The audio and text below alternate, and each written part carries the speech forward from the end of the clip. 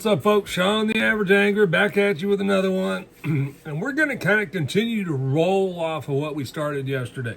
And today, I really want to talk about let's make fall fishing easier. Okay? I'm going to help you guys eliminate some things and go over some ways to find you a pattern, where the fish are, how to get them to bite, which baits to use, all that kind of stuff.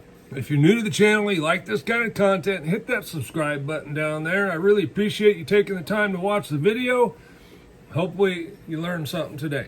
All right, so we are in the middle of September. Some areas that's fall, some areas it's not quite here yet, but things are starting to transition. Some just slower than others. Now, there's no secret to fall fishing per se, but there is. It's really basics when you think about it. Get back to yesterday's video. The driving force of a bass is going to be to eat. He's going to go where he needs to go to eat, whether that's shad, bluegill, or crawfish. Those are their three main forages most of the time. If you're in a trout lake or a kokanee lake, obviously there are some percentage of the population that are going to key on those things. So the first thing we need to find is some forage. Now, if you're in a boat, kayak, you have a graph, that's pretty easy, right? We just keep moving around until we locate some bait, bluegill, or some other fish species. Once we do that, it's all about finding the tool or the lure for that water column that we're seeing fish or bait in. Now, if you're on a bank fishing a pond, you're obviously a little more limited, but we can still use our eyes to try and pick up on some clues. Things such as birds, perhaps bait fleeing from being attacked. If we don't see that kind of stuff and we have wind, it's a good idea to get to the windy side of the bank where the wind is pushing into. Other than that, ponds generally, we need to go through an assortment of things to try and do a process of elimination. So I'm really kind of talking to people who can get on the water, have a graph, and are trying to figure out where the fish are and how to catch them. Okay, so first, like I mentioned, we need to find some bait or forage. Now, on my home lake, it's really easy, and this weekend I'm going to do a video and show you guys what I'm looking at. But once we find them, we still need to figure out how to catch them. Now, part of that's going to be dictated by the depth, right? If we've got, say, 20 feet, say it's 20 feet deep, and everything's down in the water column, we've got quite a few choices of baits we can throw on the bottom. Reaction baits, we're really talking about maybe 2, 3 if you really want to do it. One's going to be a crankbait. 2 is going to be an underspin, ball head, some sort of swim bait. 3, you could do it with a chatterbait or spinnerbait, but we need something to get down to their depth. And then we're just going to simply try a process of elimination to try and trigger a bite. Now, if those don't work, then we have a whole lot of options on the other end of the spectrum, which is our slower bottom bouncing baits, which could be a drop shot. I personally don't use the drop shot a whole lot in the fall. I tend to go to a jig or a shaky head majority of the time. And you can pretty quickly, hopefully, figure out which one is preferred. Okay, last week on my home lake, it was the jig. The worm had been working for months. Last week, it was the jig. They wouldn't touch a worm. I never got a worm bite on the shaky head, but they were eating the jig and they were eating it all the way down into their crushers. Okay, so I knew I had what they wanted. All right, so there's the example of working our baits in the water column. Now, as mentioned in other videos this time of year, you can pretty much throw whatever you want to a point. If the fish are up or they want something up, then we need to look at some other options. Maybe it's top water. Maybe they're really on the top water bait. Maybe it's something just down from the surface and we need to go 3-4 feet down, something like a square bill. Could be a chatterbait, could be a spinnerbait. Whichever you choose, you should be able to catch some fish if you're in the right zone. It may not be the optimal bait to get 20 bites, but we should be able to get a bite or 2 by running baits through the zone that they're in. Could be an A-rig. Oftentimes an A-rig is a pretty good tactic to use during the fall. And that could be used all the way down to the bottom if you wanted to. I try to stay away from matching the bait that they're on because it's most of my ponds, if I'm throwing a minnow when they're eating shad, man, it's really, really competitive. There's so much shad down there for them to eat. I would rather approach it with something to stand out. So maybe if they're on shad, I'll throw something bluegill color. That could be a jig. That could be a swim bait.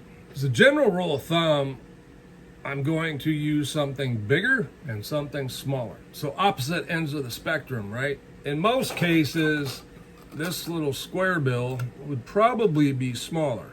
Now everybody's lake's going to be different. Clear Lake, there's some 5-inch to 6-inch threadfin shad in there. This is 2 inches. Okay, so pretty small. The other end of that spectrum would be, say, a 6 to 8 inch swim bait. Maybe something like a mag draft. We're looking to stand out a bit and something to trigger at the same time. Once we find the depth they are holding in, and they could be all over the place. My local pond, there's bait out in 35 feet and there's bait in 10 feet. So trying to find things for the depth ranges can add to the number of rods we have on the deck or the rods we need to be efficient for all of them.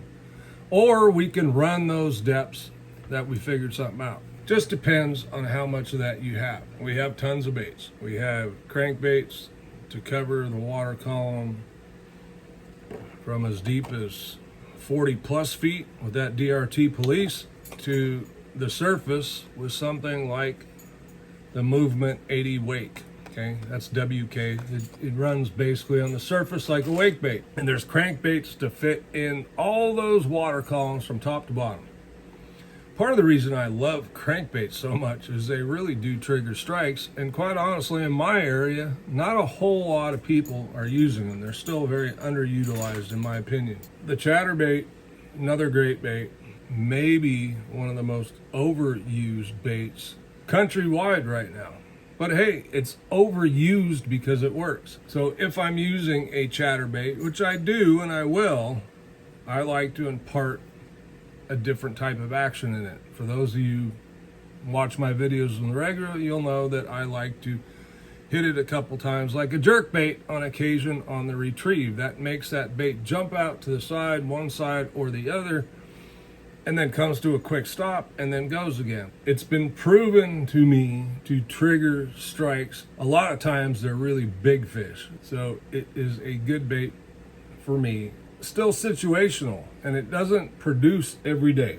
Now you can get chatterbaits from 1/4 ounce, probably. I don't have a 1/4 ounce, but I'm pretty sure they have 1/4 ounce, up to an ounce, maybe even heavier. So you can, again, cover the water column pretty well with these baits. And if you don't have a big heavy one, you can always let the bait sink to the bottom before you start to retrieve it. Finding the tool or using the tool for the job and then finding the best tool for that depth for that day is really the trick to fall fishing. And one thing I will say is don't get stuck on the first school you come across. This is still going to be kind of a stick and move type of search. Sometimes those fish just aren't ready to trigger at that time. Mark it on your GPS, whatever, remember the location, come back later, give it another try.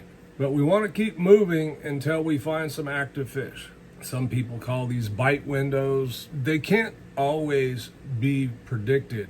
On my home lake, it happens to be these fish hold on the structure, and when the bait come into that area, the fish start firing.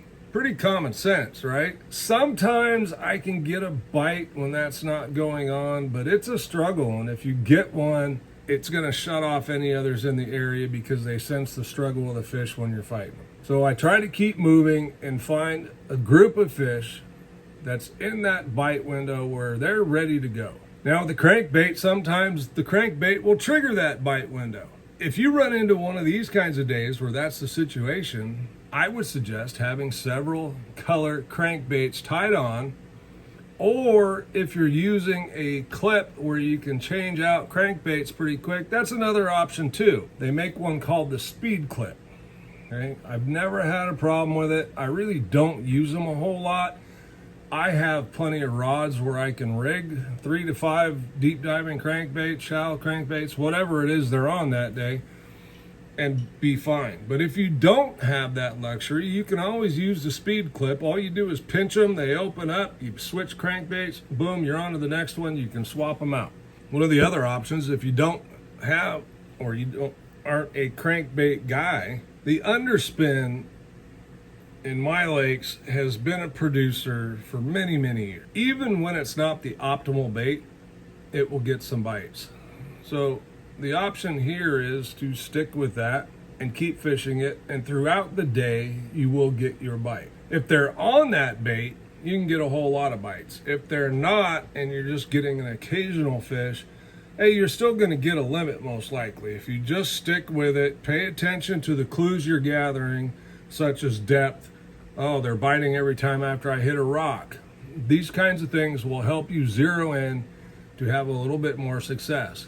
But I really prefer to find that key bait. Sometimes that takes more than a day. Sometimes it changes day to day, but I prefer to try. As you put the pieces to the puzzle together, it should start to come to you. And if it doesn't yet because you're newer to fishing, it will over time. Usually for me, I start to clue it together when I get off the water. I'm not the guy that seems to clue into it all when it's going on. It's when I get off the water, I start to slow my head down and something will suddenly click. And it's like, damn, I should have done this. I'll make the adjustment. Next day when I go out, boom, it's on. Okay, so typically the clues are there for us throughout the day. We just need to pay attention and think about it. Maybe what I need to do is stop and sit down for 10 minutes, 15 minutes, eat something, let my mind release, and maybe it'll come to me. I'm not one that sits down to eat when I'm fishing most of the time. What I will say about locating fish is I don't key into anything when I first start. A lot of times I'll go to the first thing that I think I should do, and then I'm going to stay on that trolling motor quite a bit and look. Okay, I'm just going to keep going, keep moving, and look and look and look. Or if you like to sit and graph, you can sit and graph with your side imaging, down imaging, these kinds of things, looking for a clue, looking for some life. The main thing is to find some activity, because there can be spaces void of activity, and we really don't want to waste our time in those areas. We want to keep moving until we find spaces with activity. Then try to catch some fish. If we don't catch fish in 10-15 minutes, all right, we're on the road again, right? Let's keep going until we find some active fish. Fall fishing can be really, really good when you dial into what's going on. The column they're in, the bait they're on, all that kind of stuff. I'm Sean, the Average Angler. Hope this helped you. If you have any questions, comments, drop them below. Hit that like button. Really appreciate it. It helps out with the channel. Y'all have a great one.